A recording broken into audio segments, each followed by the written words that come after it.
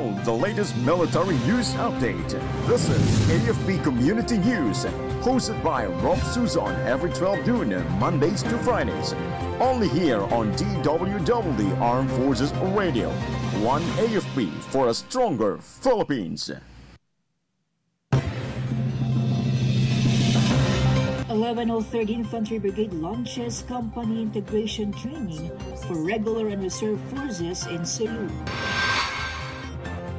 105 former extremists receive aid in Sulu reintegration program. DPWH Secretary says more criminal raps to be filed in Sanligan Bayan over flood control scandal. PNP prepares personnel for nationwide trillion peso march.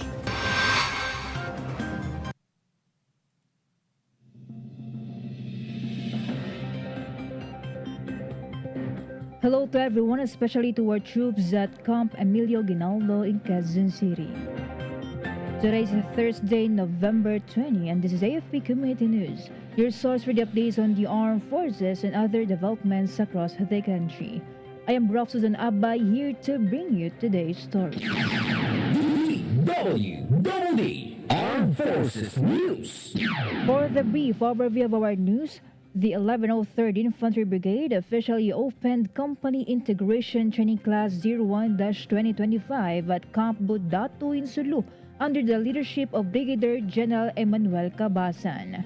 The two-week program aims to strengthen operational interoperability and teamwork between the regular force and Army reservists. In his address, Brigadier General Cabasan emphasized the mission's success depends on the ability of soldiers to operate as a unified team. Participants will undergo demanding field exercises, tactical drills, and mission planning to enhance capability and readiness. DWDD Armed Forces News. The Department of the Interior and Local Government, the Sulu Provincial Government, and also the 11th Infantry Division awarded livelihood and financial assistance to 105 former violent extremists in Paticol, Sulu. The event was part of the Pearl Sulu 2025 initiative, which strengthens localized peace building and reintegration under Executive Order No. 70. Officials highlighted the unified efforts of government agencies, local authorities, and security forces in helping former combatants return to peaceful civilian life. The program aims to sustain stability and support beneficiaries in rebuilding their lives toward a more secure and hopeful Sulu. Armed Forces Radio. From NOLCOM, let us hear some information from Joanne regarding the mural painting to raise awareness on West Philippine Sea launches in Subic, Zambales. Combining arts and advocacy, the National Intelligence Coordinating Agency Region 3, Northern Luzon Command Armed Forces of the Philippines, Philippine National Police, Maritime and Regional Line Agencies, and the local government unit of Subic launched on November 19 the West Philippine Sea mural painting activity in Subic, Zambales.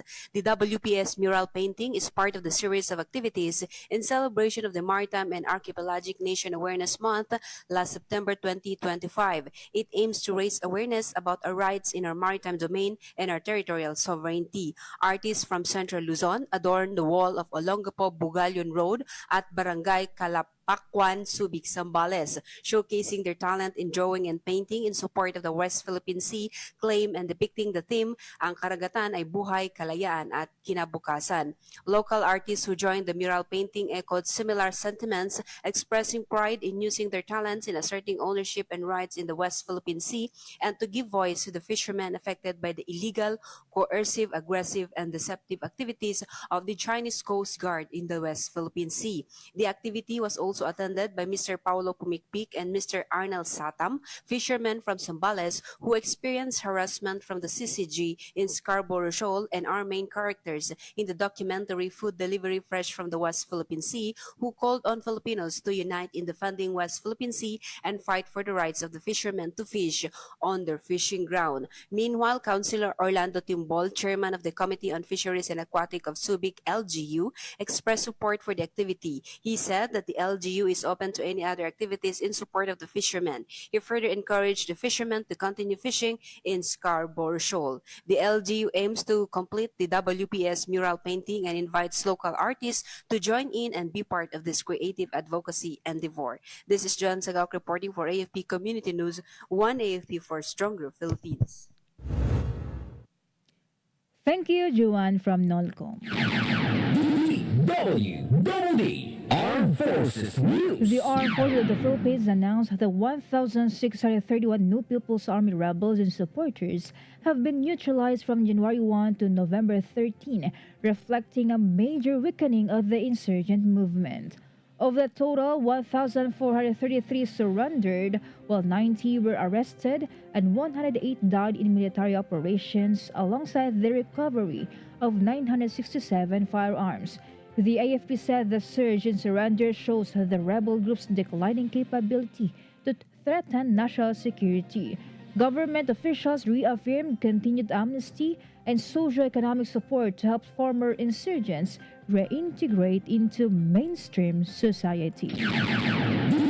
DWDD Armed Forces News. The Armed Forces of the Philippines, in partnership with Ayala Corporation, launched the Saludo sa Serbisyo Caravan as part of the AFP's pre-anniversary activities to recognize and support military personnel nationwide. AFP Chief of Staff General Romeo Browner Jr. and retired General Emmanuel Bautista led the opening ceremony of the initiative. General Browner urged the continued collaboration in honoring and assisting those who defend the country. The caravan provides essential services and morale-boosting activities as a concrete gesture of appreciation for the AFP's sacrifices and commitment. Armed Forces Radio. From our report on the ground this year, the report of Mike about 79 IB intensifies post-typhoon relief in northern Negros. The 79th Infantry Masaligan Battalion continues rehabilitation and relief efforts after Typhoon Tino and Tropical Depression O1 struck northern Negros. Masaligan troopers coordinate with the San Carlos City CDRRMO and other agencies to clear fallen trees and debris, ensuring safe movement for residents and motorists. The battalion also assists in distributing essential goods to affected families. These actions demonstrate the unit's commitment in supporting local governments and promoting bayanihan during post-calamity operations. This is Mike reporting for AFP Community News, one AFP for a Stronger Philippines. Thank you, Mike. DWDD Armed Forces News. The Armed Forces of the Philippines clarified that it did not detect Chinese bomber formations in the West Philippine Sea during last week's joint maritime exercise with the United States and Japan. AFP Public Affairs Chief Colonel Sir Trinidad said no such aircraft were monitored in Philippine waters, contradicting a report by Chinese state media. The joint drills held November 14 to 15 involved naval vessels and aircraft from the Philippines, US, and Japan to boost maritime security and interoperability. The AFP said the activity demonstrates the country's commitment in protecting sovereign rights and strengthening defense partnerships amid increasing Chinese objections. DWDD National News. For our national news, the Department of Migrant Workers and the Pag-ibig Fund have signed a memorandum of understanding to improve housing opportunities for the agency's employees. This also aims to create a comprehensive framework to help DMW personnel access Pag-ibig Fund's various housing loan programs and home ownership schemes. DMW Secretary Hasleo Kakdak said if their workers are secure in the most basic needs, such as shelter, then they can deliver and help more OFWs and efficiently carry on their mandate.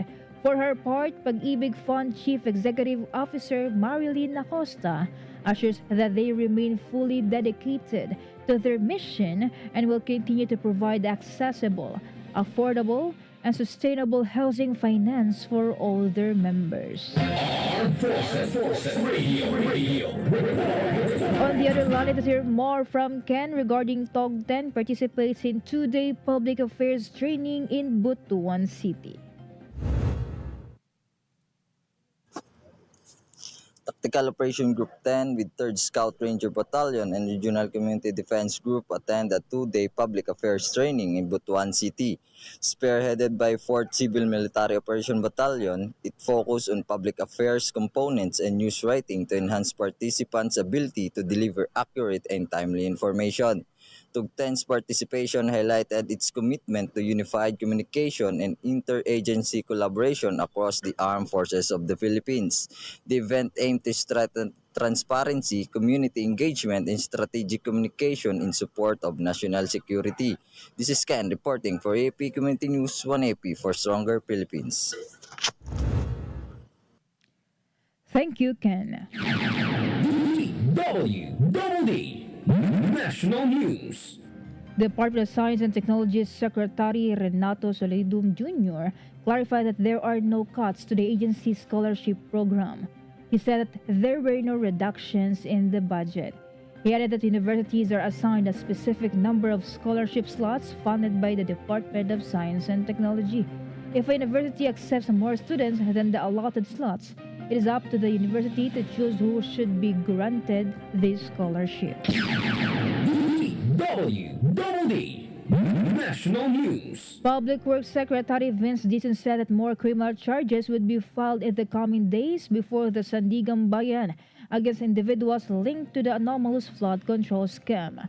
He said the Marcos administration is only beginning its efforts and will continue pursuing individuals involved in the scandal, following the filing of charges against former Ako Bicol Representative Zaldico and others over an alleged and almost 289 million project in Oriental Mindoro.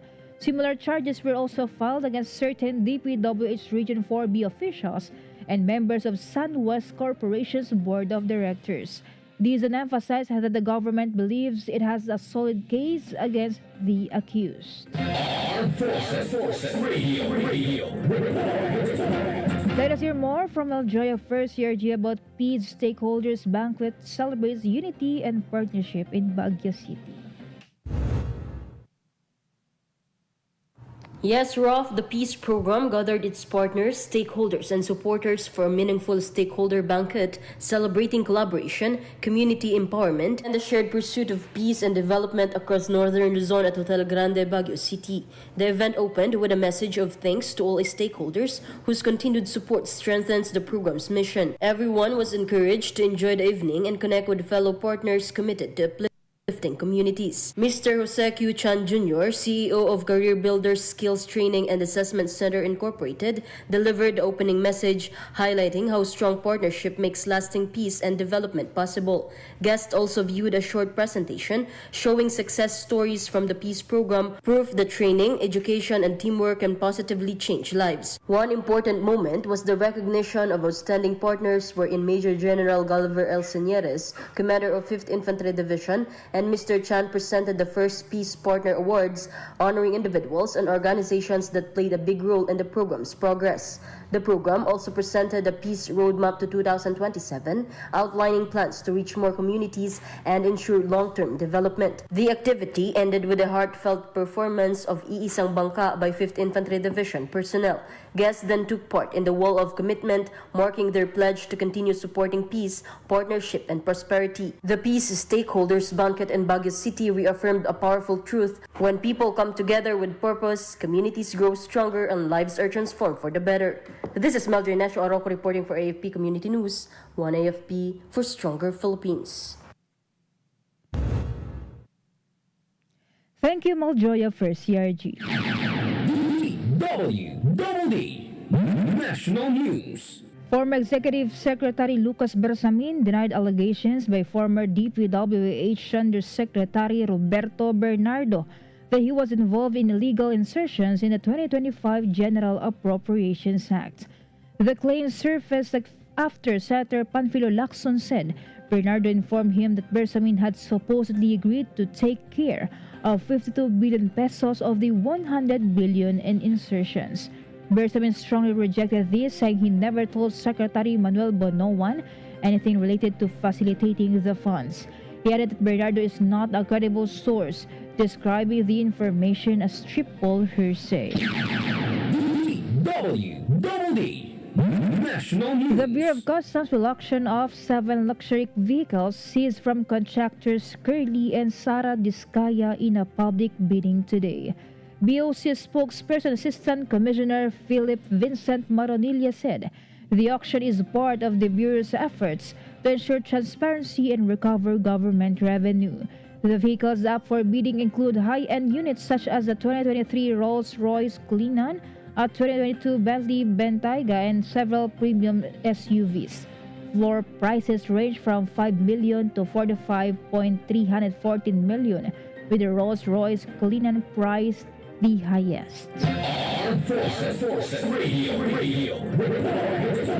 And now from Army updates about Philippine Fleet launches exercise Pagbubuklod 2025. The Philippine Fleet opened exercise Pagbubuklod 15-25 aboard BRP Davao del Sur under the leadership of Rear Admiral Joe Anthony Orbe. The drill, running until November 21, features mission planning, expert exchanges, and at-sea training to enhance coordination and combat readiness.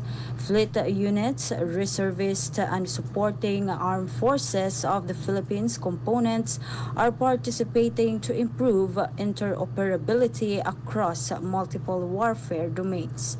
The exercise supports the comprehensive archipelagic defense concept and advances the Navy's modernization goals under Sail Plan 2040. This is Ami reporting for AFP Community News, 1 AFP for Stronger Philippines.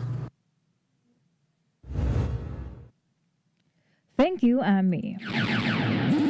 DWDD National News. For other national news, the Philippine National Police is ramping up preparations for the nationwide trillion peso march scheduled for November 30. This came after the peaceful anti-corruption rallies of Iglesia Ni Cristo.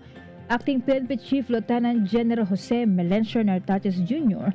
noted that the security plan used for the INC protest will guide their strategy for the upcoming mass demonstration. He emphasized that the PNP has sufficient personnel and equipment to ensure public safety and is coordinating with local governments and organizers to keep the event orderly. Nartates added that the police will enforce maximum tolerance for peaceful protesters and zero tolerance for any form of violence or unlawful act. DWDD National News. The League of Cities of the Philippines reaffirmed its strong support for President Ferdinand Marcos Jr., expressing solidarity with his governance and mandate. The group highlighted its backing for the President's initiatives to empower local governments in infrastructure, education, and health, while promoting transparency and accountability. City governments pledged to align their programs with the administration's priorities to better serve their communities. The League also emphasized its commitment in contributing to the building of a just, progressive, and resilient nation. Armed Forces Radio. Some information from Shaina about Philippine Army launches financial wellness caravan to boost troops' financial literacy. Yes, Rofh, the Philippine Army, in partnership with Banco de Oro Foundation, launched a financial wellness caravan at the Army headquarters to support soldiers' financial literacy and well-being. The program aimed to educate and empower personnel to make sound financial decisions, both personally and professionally.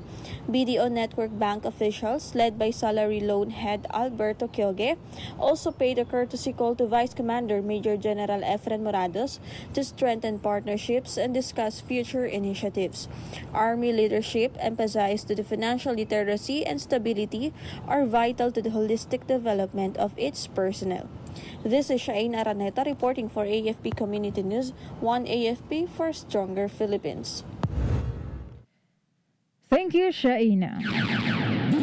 DWDD National News. On the other hand, the Department of Science and Technology called on local government units to use innovations in science for effective water management.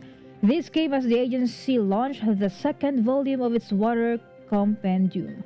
DOST Secretary Renato Solidum Jr. said the publication of the compendium titled DOST Wave of Action, aims to inform the government, researchers, water professionals, and the public about the crucial role of science, technology, and innovation in securing water resources and promoting sustainable development. Solidum encouraged them to let innovation inspire their programs and let resilience become their legacy. The Water Compendium is a detailed report that explains what the agency has done from 2018 to 2023 to manage the country's water, its projects, programs, and achievements over the past 5 years. DWDD National News. Former President and now Representative Gloria Macapagal Arroyo said the late Senate President Juan Ponce Enrile, whom she described as a legend, helped her political career. Arroyo was among the former and incumbent officials who offered their eulogies to Enrile during the necrological services held for him to honor his legacy. Arroyo said Enrile will surely go down in history as one of the most inspiring political figures of the time. Senate President Vicente Soto III, Senate President Pro Tempore Panfilo Lacson, Senate Majority Leader Juan Miguel Zubiri, and Senators Jinggoy Estrada, J.V. Ejercito, Robin Hood Padilla, and Erwin Tulfo also recalled how Enrile touched their lives and mentored them. Katrina Ponce Enrile said her late father knew the loneliness of public service but persevered. Armed Forces Radio. Let us hear more updates from Jim Boy of the Philippine Army sends off shooting team to represent Philippines in ASEAN competition.